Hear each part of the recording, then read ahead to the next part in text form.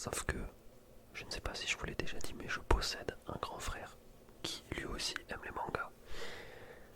Et je suis allé directement piquer quelques tomes pour vous présenter un petit peu sa collection. En termes de nombre de mangas, il en a bien plus que moi. Par contre, en termes de séries, vu qu'il possède comment dire, toutes les séries à chaque fois, enfin il possède tous les mangas d'une série, il a moins de séries. Moi je possède beaucoup, c'est beaucoup plus divers, mais il y a moins de mangas. Je sais pas si vous avez compris, mais voilà. On commence avec probablement un de ses mangas favoris, Full Metal Alchemist, Alchemist, si je puis me permettre. Là c'est le tome 1, 2, 3, donc c'est un gros bouquin. À chaque fois je prends le premier manga et je prends aussi le dernier tome de la série. Du coup, on a le premier tome qui est juste ici. Et dans cette vidéo, faites attention au spoil. Alors, Full Metal Alchemist, moi j'ai pas lu. J'ai regardé les animes. Je vais vous donner un peu un avis vite fait à chaque fois. Après, ça fait très longtemps que j'ai vu Full Metal. Donc, je vais pas mentir que je me souviens pas de grand chose. Mais en vrai, de vrai, juste c'était une bonne série. Mais voilà, moi ça m'a pas marqué tant que ça. Je vais pas développer plus en vrai, je vais pas me mentir. Ensuite, on passe à. On va passer à un truc que je pense pas valider pour le coup. C'est Fairy Tail. Donc Fairy Tail, le tome 1. Tac. Tome 1 de Fairy Tail. Et je vais pas le répéter à chaque fois, mais attention, spoil. Le tome 40 de Fairy Tail. Donc, je sais pas si c'est la série complète. Ça, c'était son premier manga, je pense. Ce qui fait que c'est un truc un peu pour les ados. Un peu comme One Piece, Dragon Ball, tout ça, normal quoi. Ça a pas l'air insane. Voilà, on va pas se mentir, ça a pas l'air insane de fou. Mais bon, j'ai jamais vu donc je ne peux pas en dire grand chose. Mais voilà, de ce que j'ai entendu, ça a pas l'air dingo. Là par contre, on passe à un truc qui est beaucoup plus intéressant. C'est One Punch Man. One Punch Man, le tome 1. Et je vais arrêter de répéter la même chose. Le tome 23. Alors je pense pas que ce soit le dernier tome sorti. Mais comme mon frère ne réside pas en France, et ben, il doit avoir ces tomes dans son pays, quoi. Bref. Et du coup, alors autant l'anime, la saison 1 est incroyable, autant le manga, on va feuilleter un peu, mais il y a vraiment. Enfin, les dessins sont vraiment extrêmement bien faits, je trouve. Il y a vraiment des scènes avec des très beaux dessins. Bon, forcément, on tombe sur des trucs. Je me rappelle des paysages qui étaient vraiment insane.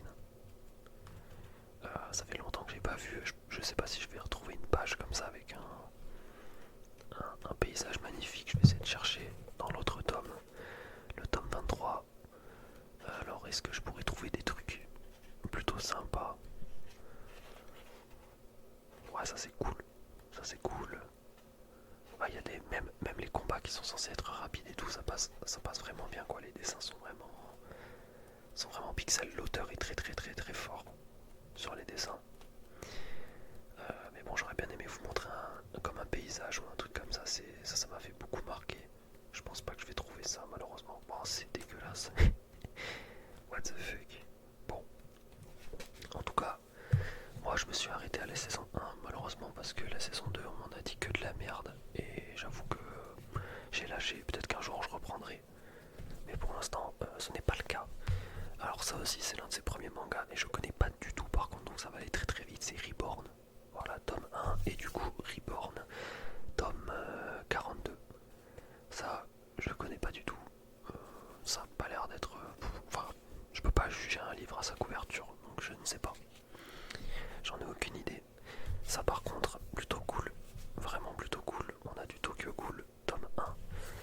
Et du coup, jusqu'au tome 14. Donc Tokyo Ghoul, évidemment, tout le monde préfère le manga à l'animé. J'ai l'impression, ouais, le tome, c'est un tome un peu comme de la taille de Berserk, c'est des grands tomes. Donc ça, c'est cool. Donc ouais, Tokyo Ghoul, histoire assez sombre, mais vraiment bien. Et comme je vous ai dit, je me suis arrêté à la saison 1 parce qu'apparemment la suite en animé est vraiment ultra gaze. Un peu comme The Promised Neverland. J'essaie de passer vite sur les mangas parce qu'il y en a pas mal. Ensuite on passe, ça c'est un coup de cœur récent, Spy Family, enfin bon quand je dis récent, donc le tome 1 et le tome 11. Ce que j'aime bien avec Spy Family, c'est que c'est l'un des seuls animes que j'aime bien, alors que c'est pas mal basé sur l'humour. Et moi, comme je vous ai déjà dit, l'humour dans les mangas, etc., c'est vraiment pas quelque chose ouais, qui me plaît. Ça me fait souvent jamais rire. Mais je sais pas, l'anime il est bonnes vibes. Franchement, c'est vraiment cool. On s'attache aux persos, ils ont tous leurs petits trucs et tout, c'est vraiment sympa. Vraiment, vraiment sympa. Il y a des scènes quand faut être sérieux, enfin je kiffe. C'est très très bien. Et puis bon, l'histoire elle est farfelue, mais ça passe vraiment bien quoi. Donc ça je valide, fort, fort, fort, fort. Bon, évidemment, en vrai si mon frère avait pas acheté les tomes, je pense que je les aurais achetés. Évidemment, l'attaque des titans, le tome 1, et je vais essayer de le choper, il est lourd, le tome 34, qui est énormissime. Comparez un peu la taille, c'est une dinguerie. Enfin l'épaisseur je veux dire. Bon, l'attaque des titans, je vais pas tergiverser longtemps. C'est incroyable, c'est magnifique, c'est de la frappe, trop de retournements de situation, trop de cliffhanger, trop de trucs.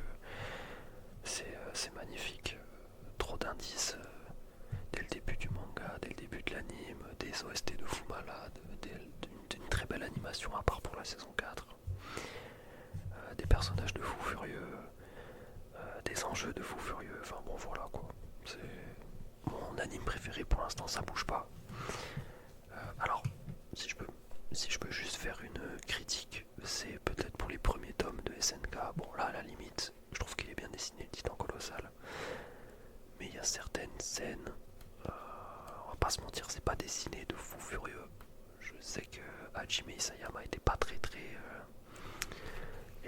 forcément ultra bon en dessin, ça c'est censé être Mikasa. Bon, vous voyez que des fois c'est un petit peu, on va dire, pas hésitant, mais bon, c'est... Voilà quoi. On a vu mieux. On a vu mieux sur certains tomes, mais ça s'améliore. Ça s'améliore si je prends le dernier tome. Alors c'est pas du niveau des meilleurs mangaka niveau dessin, ça je suis d'accord. Mais voilà, ça a quand même un peu plus de gueule, même si je trouve que des fois c'est un peu brouillon. C'est pour ça que je préfère l'anime au manga. Et puis il y a les musiques aussi. Ok, ensuite, il nous reste 5 mangas. On a Tokyo Ghoul, Alors j'imagine que c'est la suite, avec le tome 1 et le tome 9. Voilà.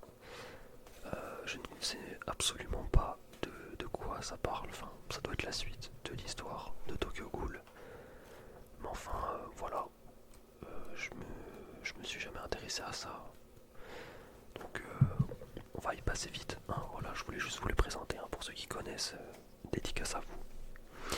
Et pour finir, on a 3 mangas. C'est des one-shot. One-shot, ça veut dire que l'histoire se termine en un tome.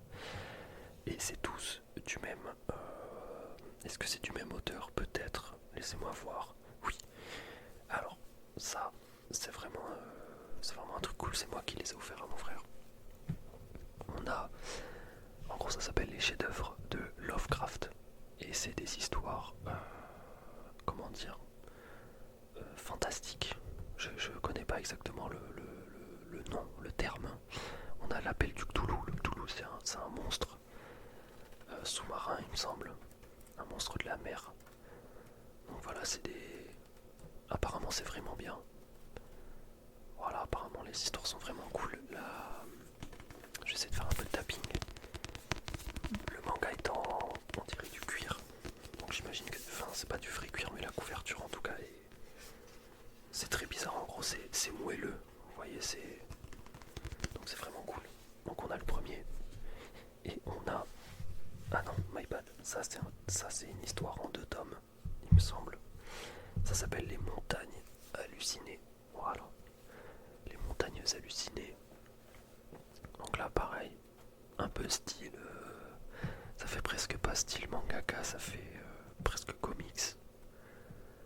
Ah, quoique. Ouais, non, si. et c'est fait par Gutanabe. Je ne sais pas, je pense que c'est un japonais. Donc voilà, je vais vous lire juste le dos de la quatrième de couverture. En 1931, une expédition de sauvetage découvre les campements de ruines de Bear Lake. Parti explorer l'Antarctique. Quelques mois plus tôt, son équipe de scientifiques avait envoyé un message annonçant une découverte extraordinaire avant de sombrer dans le silence.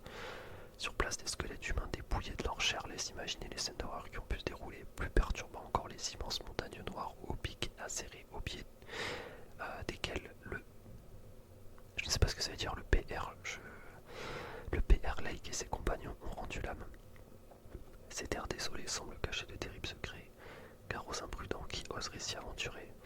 Avec un trait sombre et réaliste, Gutanabe met en image les pires cauchemars imaginés par H.P. Lovecraft, le maître du fantastique et de l'horreur. Aux confins des terres inexplorées, la joie de la découverte laisse place à une lutte sans espoir contre la terreur et la folie. Donc bon, c'est pas